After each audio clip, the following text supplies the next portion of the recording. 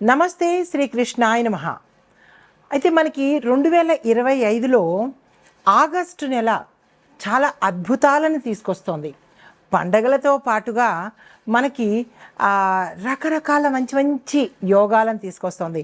అందులోనూ యోగాలకే యోగించేది శుక్ర భగవానుడు. అయితే ఈయన పుష్యమి నక్షత్రంలోకి అడుగు పెట్టబోతున్నాడు. అయితే ఈయన పుష్యమి నక్షత్రానికి అధిపతి అయినటువంటి అంటే ఆధీనంలో ఉన్నటువంటి శని భగవానుడు అధిపతి కాకుండా ఆధీనంలో ఉన్నాడు. ఈ సమయంలో పుష్యమి నక్షత్రము శని భగవానుడి ఆధీనంలో ఉండడము, ఆ శని భగవానుడు శుక్రుడితో సత్సంబంధాలు మిత్రత్వం కలిగి ఉండడం వల్ల విశేషమైన ఫలితాలు ఇస్తున్నాడు. ఏంటంటి ఫలితాలు అంటే కనుక ఆర్థికంగాను, వృత్తిపరంగాను, వ్యాపార పరంగాను, సత్సంబంధాలు, మానవ సంబంధాలు, కుటుంబ సంబంధాలు ఈ పరంగాను అనుకూలమైనటువంటి చాలా చక్కని ఫలితాలు అందిస్తున్నాడు. అయితే ఈ ప్రభావము మనకి ఎట్లా ఉండబోతోందంటే, ఈ యోగము శుక్రుడు పుష్యమి నక్షత్రంలో ఆగస్టు 23వ తారీఖు అంటే ఇంకా దగ్గరకు వచ్చేస్తుంది, ఆగస్టు 23 ఆ సమయంలో ప్రవేశం చేయడం ద్వారా కొన్ని నెలల పాటు అక్కడే సంచారం చేస్తుంటాడు. ఈ సంచార ఫలితాలతో దాంతోనూ శని భగవానుడితో మిత్రత్వంతో కలిగి ఉండడం మూలంగా ఈ శుభ ప్రభావాలను ఈ సమయంలో అందరికీ, మేషాది ద్వాదశ రాశుల వారు అందరికీ మంచి ఫలితాలు ఇస్తూ కొన్ని రాశులకు మాత్రము విశేషమైన ఫలితాలు ఇస్తున్నాడు. అయితే ఈ ఫలితాలలో భాగంగా ఆభరణాల కొనుగోలుకు, తర్వాత వస్తువు, భూమి, గృహము అంటే ఈ 4 బాగా విశేషించి ప్రజలు కొనుక్కోబోతారన్నమాట. దాంట్లో కూడా అంటే ఇవి గోచారపరంగా చెప్పదగినదే, కానీ మళ్ళా మన ప్రేక్షకులు ఏమంటారు, మీరేమో బంగారం కొనుక్కుంటామంటారు, కానీ బంగారం చూస్తేనేమో లక్షల్లో దాటిపోతుంది, మరి మాకు ఆ యోగం లేదా అని ప్రశ్నలు వేస్తారు. అయితే ఇది గోచార రీత్యా శుక్ర శని మిత్రత్వం వల్ల ఏర్పడేది. కానీ మరి మీ జాతక పరంగా శుక్రుడు, ఈ శని భగవానుడు ఎక్కడున్నారు అనే అంశం తెలియాలి అంటే మీ వ్యక్తిగత పరిశీలన చేయించుకుంటే అప్పుడు తెలుస్తుంది అనమాట. అయితే ఓవరాల్గా గోచార రీత్యా చెప్పేది ఏంటంటే, ఈ 4 వస్తువులు అన్ని రాసుల వాళ్ళు కొనుక్కునేందుకు అవకాశాలు ఉంటాయన్నమాట. అయితే విలాస వస్తువులు, విలాసవంతమైన జీవితము, లగ్జరీ లైఫ్ అంటే ఇన్నాళ్ళు కష్టాలు పడి ఉంటారు కదా, దాని నిమిత్తంగా ఈ శుక్ర భగవానుడు మనకి ఇవ్వబోతున్నాడు. అయితే దీంతో పాటు సంపద, శ్రేయస్సు, మరి సంపద ఉంటేనే కదా మనం ఇవన్నీ కొనుక్కుంటాము, సంపద, శ్రేయస్సు, దీంతో పాటుగా కుటుంబంలో శాంతి, సమృద్ధి, ఇలాంటి మంచివన్నీ ఇస్తున్నాడు అనమాట. అయితే ఈ యోగానికి ప్రభావితం చేసేటటువంటి రాసులు అంటే ఎక్కువగా చెప్పాను కదా ఇందాక, విశేషంగా ఉండేవి, మిశ్రమంగా ఉండేవి. అయితే విశేషంగా ఉండే రాసులు చెప్తాను, తర్వాత అందరికీ కలిపి చెప్తాను. అయితే ముందుగా వృషభ రాశి వారికి చూసుకుంటే అయితే ఈ యోగ ప్రభావం వల్ల కొన్ని రాశులు అనగా 5 రాశుల వాళ్ళకి చాలా విశేషంగా ఇవ్వబోతున్నాడండి. అయితే ఆ విశేషాలు ఏమిటనేది ఇప్పుడు చెప్తాను. వృషభ రాశి వాళ్ళకి చూసుకున్నట్టయితే కనుక ఆర్థిక లాభాలు, వృత్తిలో పురోగతి, కుటుంబంలో చక్కని సంతోషంతో పాటు స్థిరచరాస్తులు ఏమైనా తగాదాల్లో ఉండడం కానీ, కోర్టు పరంగా రాకపోవడం కానీ, అలాంటివి ఏమైనా మధ్యలో బ్లాక్ అయ్యి ఉంటే అవన్నీ చక్కగా ఈ సమయంలో ఇవ్వబోతున్నాడు. రెండవ రాశి కర్కాటక రాశి. ఈ కర్కాటక రాశిలో మనకి వ్యాపారస్తులు కానీ, వర్తకులు కానీ, పారిశ్రామికవేత్తలు కానీ, రాజకీయ నాయకులు కానీ, లేదంటే ఇంకా ఎవరైతే ధనపరంగా వ్యాపారాలు చేస్తూ లావాదేవీలు చేస్తున్న వాళ్ళకి విశేషమైన లాభాలు అన్నమాట. మీరు గతంలో ఊహించలేనటువంటి లాభాలు. పాతగా అంటే మేము ఇంకా గతంలో మేము నడపలేము, ఇంకా మూసేద్దాము అని అనుకున్న వాళ్ళకి మంచి రైజింగ్ ఇవ్వబోతున్నారు. అలాంటి పొరపాట్లు ఎవ్వరూ చేయకండి. తర్వాత విదేశీ అవకాశాలు కూడా మీకు చాలా వచ్చేటట్టుగాను, అంటే సరదాకి ట్రిప్ కోసం వెళ్ళడమో, లేదంటే వ్యాపార నిమిత్తంగా వెళ్ళడమో, లేదా పిల్లలు ఉన్నారని చెప్పి అక్కడే సెటిల్ అయిపోవడమో, ఇలాగ ఏదో ఒక రకంగా మీకు విదేశాలు వెళ్ళే అవకాశాలు వచ్చే దిశ కనబడుతోంది. తర్వాత వ్యక్తిత్వ వికాసము, అంటే సెల్ఫ్ అనలైజేషను, సెల్ఫ్ డెవలప్మెంటు, ఇలాంటివి కూడా ఎక్కువగా గోచరిస్తున్నాయి. దీంతోపాటు తర్వాత మనకి తులారాశి వాళ్ళు, 3వ రాశి వాళ్ళు చూసుకున్నట్టయితే పాపం తులారాశి వాళ్ళకి ఇన్నాళ్ళు చాలా ఇబ్బందులు పడి ఉండవచ్చు. అయితే అవి ఇప్పుడు సమసిపోయి మీకు ఆర్థిక లాభాలు, ఎవరెవరు ఏ రంగంలో ఉన్న వాళ్ళైనా సరే ఆర్థిక లాభాలు రావడము, రుణాలు తీర్చేసుకోవడము, వస్తు వాహనాలు, భూమి, ఇందాక చెప్పిన 4 వస్తువులు అనమాట, భూమి, వస్తువు, తర్వాత ఆభరణాలు, గృహాలు కూడా కొనుక్కునేందుకు అవకాశాలు అయితే వచ్చేటట్టు కనబడుతోంది. తర్వాత వివాహం కాని వారికి సత్సంబంధాలతో మానవ సంబంధాలు పెరగడము, మంచి పరిచయాలు పెరగడము, ఇలాంటి వాటివన్నీ జరిగే అవకాశాలు కనబడుతున్నాయి. తర్వాత సామాజికంగా గుర్తింపు, గౌరవ ప్రతిష్టలు, సన్మానాలు, సత్కారాలు, ఏ రంగంలో ఉన్న వాళ్ళకైనా సరే మీ రంగంలో ఉన్న వాళ్ళకి విశేషమైన పేరు ప్రఖ్యాతలు, మిమ్మల్ని గుర్తించడము, మీకు ఒక స్థాయి కల్పించేటట్టుగా గోచరిస్తోంది. తర్వాత 4వది చూస్తే కుంభరాశి వీళ్ళకి విలాసవంతమైన వ్యయాలు, అంటే వ్యయాల్లో కూడా చాలా రకాలు ఉన్నాయి తెలుసా. అనవసరమైన ఖర్చులు, అవసరమైన ఖర్చులు, విలాసవంతమైన ఖర్చులు. అంటే ఇప్పుడు ఏదైనా టూర్లు వెళ్ళడం అయినా, లేదంటే ఫ్యామిలీ ట్రిప్స్ కానీ, విదేశాలు వెళ్ళడం కానీ, అక్కడ ఒక 4 రోజుల పాటు ఎంజాయ్ చేయడం కానీ, ఇలా లగ్జరీ లైఫ్కి సంబంధించిన విలాసవంతమైన ఖర్చులు పెట్టబోతున్నారనమాట.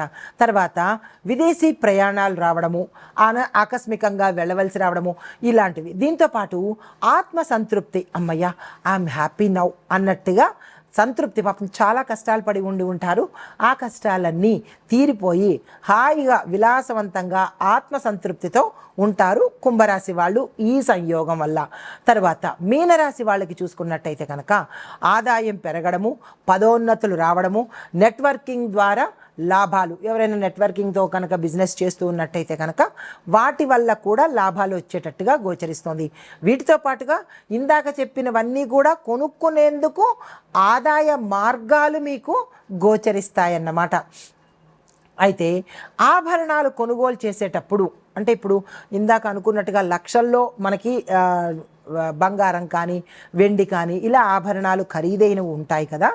అయితే వాటిని కొనుక్కునేటప్పుడు చాలా జాగ్రత్తలు తీసుకుని కొనుక్కునే ప్రయత్నం చేసుకోండి. అయితే నాణ్యతకు ప్రాధాన్యత ఇవ్వండి. చాలా మోసాలు జరుగుతున్నాయి కదా, ఆ మోసాలు, గుల్లగా ఉన్న బంగారంలో ఏదైనా పెట్టచ్చు. కాబట్టి అలాంటివన్నీ చూసుకుని కొనుక్కునే ప్రయత్నం చేయండి. కష్టపడి సంపాదించుకున్న డబ్బులు కదా, జాగ్రత్తలు తీసుకోండి. నాణ్యమైన ఆభరణాలు మాత్రమే ఎంచుకునే ప్రయత్నం చేసుకోండి. తర్వాత ప్రముఖ దుకాణాలు మాత్రమే, అంటే ఫేమస్ అయినవి, కార్పొరేట్ దుకాణాలు, మనకి పేరు ప్రఖ్యాతలు ఉన్న దుకాణాలు, నమ్మకమైన దుకాణాల్లో మాత్రమే మీరు కొనుగోలు చేసే ప్రయత్నం చేసుకోండి. మీకు అన్నీ తెలుస్తాయి, అయినప్పటికీ కూడా నా ధర్మం నేను చెప్పాలి కదా. అయితే నాణ్యమైన ఆభరణాలు కొనుక్కుని ఎంపికలో కూడా జాగ్రత్తలు తీసుకోండి. ఇవన్నీ ఈ 5 రాశుల వాళ్ళకి విశేషమైన లాభాలు కలిగించబోతున్నాయి అన్నమాట. అయితే తరువాత మనము మిగతా రాశులకి, అంటే ఈ 5 కానీ మిగతా రాశులకి మిశ్రమ ఫలితాలు ఇవ్వబోతున్నాయి. అయినప్పటికీ ఈ రాశుల్ని కూడా మరింత విశేషంగా చెప్పబోతున్నాను. నమస్తే. ఇది ఇంట్రోగా వేసుకోండి ఎడిటర్స్. ఇదంతా ఇంట్రొడక్షను. తర్వాత మేషాది ద్వాదశ రాశుల వారికి, మిగతా రాశుల వారికి కొంచెం కొంచెంగా ఉంటుంది. ఇది యాడ్ చేసుకుంటూ వేసుకోండి. ఎడిటింగ్లో తప్పులు చేయకండి.